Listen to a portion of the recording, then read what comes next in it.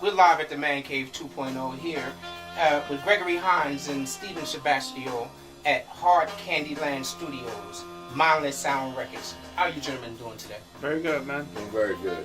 All right, my first question is for Gregory. Gregory, could you tell me how all this came about and what got you interested in music and started you out? Well, the whole thing began just from growing up and sitting down, maybe listening to some Otis Redding, some Beatles, some Elton John, some Parliament Funkadelic, and just developing a love for music. And then one day I noticed my cousin and my uncle had some electric guitars, and they're just kind of playing Heard It Through the Grapevine and a couple other tunes. And I'm like, you could actually play music yourself? Like, it blew my mind. I was about maybe 4 or 5 years old. And then the other thing that was a key event was pretty much the invention of hip-hop and breakdancing, and just kind of watching that develop. And I became a breakdancer and a pop locker and a graffiti artist and a b-boy in general. Then I got a PC Junior, and I started making kind of little, music with that. Not really anything to, be noticed. And I became a beatboxer, and I did a contest. I won the beatbox contest. I just wanted to get more into music. And my cousin was a DJ, and I really wasn't good at DJing. But I ended up saying Purple Rain. And when I saw that, it blew my mind, because I was a little bit into graffiti, a little bit into art, a little bit into a lot of things. And I said, this guy is using everything he knows to kind of make his vision come to life. And at that moment, I said, I want to be a producer. I want to be a musician, all that kind of stuff. So I went to the studio. I ended up doing a song at the studio. Ended up becoming Power Play Studios in Jersey. They had U68 was their video channel they did, and it became the situation where I did this song. I was a hip hop artist, and I just ended up realizing I liked the production side of it more. I kept pestering the engineer, asking him questions about what was he doing and what was the recording process. And I told people I wanted my own studio, and back then it was so expensive. People were like, "You're out of your mind. What's up with this kid? He wants his own studio. He's having grandiose thoughts." And here we are all these years later, and I have my own studio, I have my own label. I'm doing these things, but it was just basically from hip hop, from Run DMC, LL Cool J, Prince, and the movie Purple Rain and all that stuff just kind of influenced me.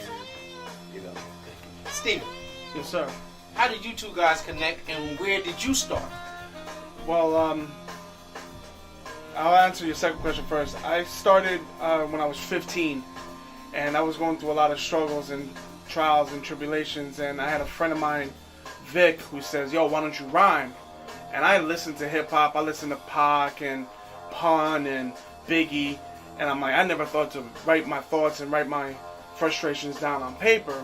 So I was like, all right, let me try it. So I just went out and just started writing. I didn't even know what a 16 was or anything like that. I just started writing, and I just came out with these songs and more, and just I felt better about myself. And it just made me look at life a different way, and I started, putting my head up higher and just like, you know what? It's not all that bad. So anytime I have a frustration, I always put it down in thought. To answer your first question, I met him through one of my other mutual friends at the time, Theo, who I went to college with. And I met him, and I met my rhyme partner, Disciple, at the time as well, in college. And we all were like, yo, let's go to the studio. His son was going to I believe a daycare who Theo's girlfriend worked at. So his son says, my dad's a rock star. And she basically says, what do you do to make your son believe you're a rock star? Well, I'm a producer. And she says, well, my boyfriend's a producer. And they met, and then he says, I got these two guys, they need a little polish, but they're real good MCs. And then the rest is history. I've been here going on 11 years with Mindless Sound. I enjoy it. And I enjoy the atmosphere. I enjoy what I do. He pushes me to be better and do better. So that's why I'm here. Beautiful. Great. Okay. I need you to tell me the struggle of putting this thing together. Well, basically, the besides the financial struggle of affording equipment, which basically the way I overcame that was every Christmas present, every birthday present, every Valentine's Day present from any type of girl I dated in this time span, from 16 on, was either a guitar or a keyboard or some wires or something music related. Not eating, maybe eating, my mom gave me my allowance, my money for food. I'm eating soup. I'm eating, Campbell's soup and going to Radio Shack buying wires. Any money I had was towards music, and I ended up getting this one girlfriend. I was 21 years old. Her name was Sabrina, and she's like, you should work in a music store. I was like, I don't know enough about it. I mean, I was buying my keyboards from like not Target, but it's like say Caldors or Bradley's. I get little keyboards from there for like $100. She's like, no, you need to go work in a music store. I went there, learned everything I could. If I had a break, I was reading manuals. I was picking up equipment. I was picking up a bass or picking up a keyboard or doing whatever I had to do to learn what I had to do. And ended up, like I said, I worked at Rondo Music. It was on 22. And end up picking up everybody's hours. Somebody didn't want to work on Monday because they had a gig. Somebody didn't want to work on Thursday. So I ended up working 60-hour weeks. And all I did was immerse myself in music. When my check came, I cashed my check and I bought music equipment until I had a studio. And then with the little studio I had, I was doing rap sessions for a lot of cats in Newark, charging $25 an hour, taking that same money and reinvesting, doing logos for people, reinvesting the money in my equipment till I had the studio you see today. And that's basically it. And what even expanded me even more is at a certain point I got married after years of having a studio, renting studio time, things like that. I got a wife, and she was a graphic designer. We expanded the side of the business that did the graphics, and she would take all the money from the graphics and invest in the business, which would give me more equipment, which would let the artists get promoted and stuff like that. So really, to be honest with you, out of all men you'll ever meet, no other man will love women as much as I do, because I wouldn't even be here without the motivation of women who also motivate me to write my songs. So really, just from my mother to my grandmother to girlfriends I've had to my wife eventually, always motivating me, always inspiring me, always being my muse or like a manager or something of that nature. And even to this day, my manager is my mother and the CEO of the label. So even Mary Moore, who's a publicist, is always giving me inspiration and that encouragement. I believe in you. I believe in you. So I've always been nurtured by women. So I am a feminist. I believe in women's rights. I believe in the beauty of women. And I try to teach him that all the time because he hasn't always had the same positive experiences with women. But that's my muse. I mean, a lot of my songs have female names in the title or that kind of energy. And that's really it. I mean, to be honest with you. Steven. Yes, sir. Tell me a little bit about your specialty. I heard you say that you write. Do you play any instruments, or are you mainly a writer? Just let us know a little bit about you. I am a writer, and I also I make songs. If he lets me, like Steve, do something with this, and I'll dabble with the production side. I am learning, and I'm trying to learn. Actually, I'm sorry. I'm trying to learn to play the guitar and the keyboard, but it's not the desire to play. It's the time. I work graveyard shifts, so I'm always tired coming home. But what's your passion? What you like? My passion is writing. 100%. I can be sleeping, and I sleep with a pad next to me, and I can just freestyle in my head before I go to sleep, and I write them down. I can be on the bus going to work freestyling and writing bars down. At work, writing bars down. I just constantly write. I've always been a good writer since I was a kid, since I was like 13, constantly writing. And when I turned 15 and someone gave me the inspiration to write lyrics, I just haven't stopped. I got like pads and boxes full of lyrics just to be cultivated with songs. I'm gonna put you on the spot right quick. Do a little something for me. Okay, alright.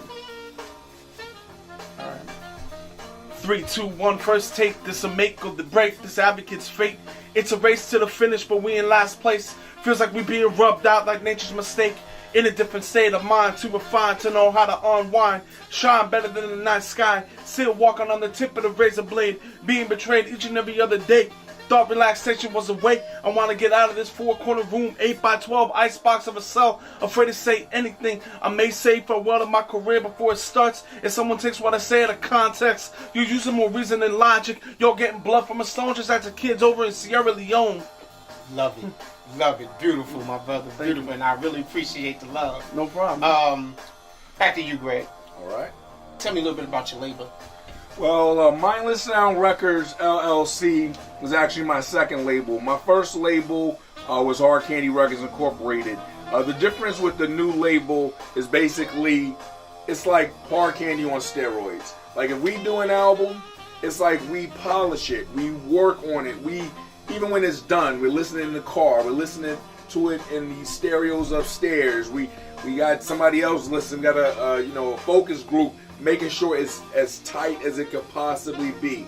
We got the heaviest of the heavy hitters, the cream of the crop. We got the elder statesmen playing on the tracks. We pretty much did Hard Candy for like almost 12 years, and then we pretty much learned our mistakes. We're more about making a little bit of profitability. We're about making innovative music, but accessible music. It's not just about pushing the edge, pushing the envelope. So it's pretty much just we refine what we do.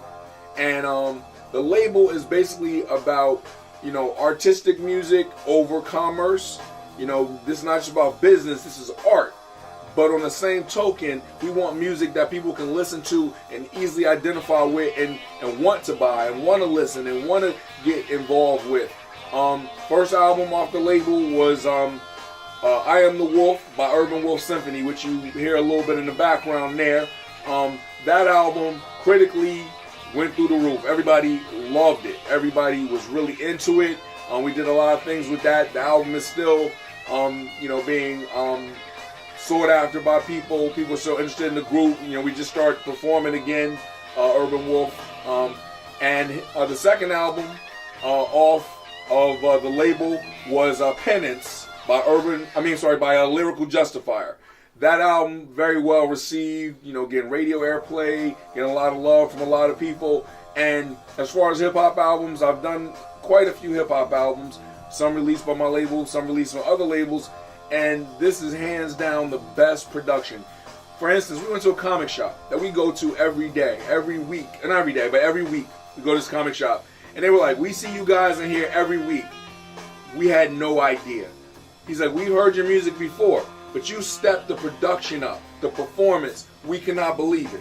We end up doing shows and stuff. These guys come to our shows. They're like way into what we're doing. We've inspired them. They're thinking about doing a group now. They're thinking about performing. Because these are like true hip-hop fans. I mean, these cats out of Cranford, but they know hip-hop sometimes more than we do. Mm-hmm. And it's like so nice to see the multiculturalism that we spread and that gets spread through music. But, definitely this label is, like I said, it's all about artistry and honing your craft and making sure what you do is your best. And multiculturalism above almost anything else.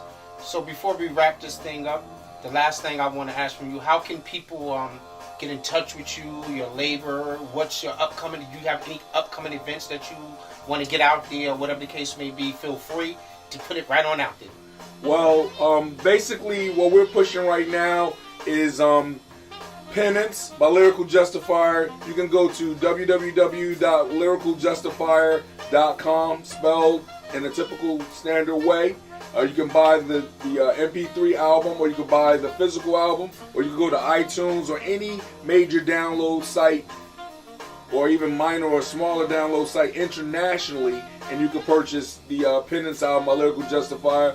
Also, you can purchase I Am the Wolf by Urban Wolf Symphony, any major download site, minor download site, iTunes, Amazon, Napster, any of those sites, even more. Any site you get your music from, you can get it from. You can even stream it if you don't want to buy it. You can go to YouTube and stream the Penance album or the Lyrical Justifier, music and some of our videos. And that's the main thing we're focused on. We are doing some shows here and there. You could go to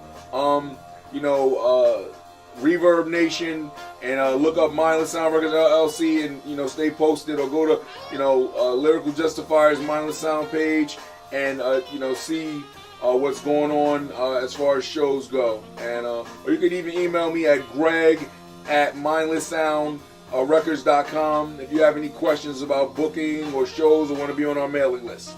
So, Gregory, Stephen, I appreciate the love that you've given me, the opportunity for you guys to give me such a beautiful interview. And ladies and gentlemen, this is live at the Man Cave 2.0 and Hard Candy Land Studios, coming at you. Thank you. Much blessings, brother. Much blessings, man.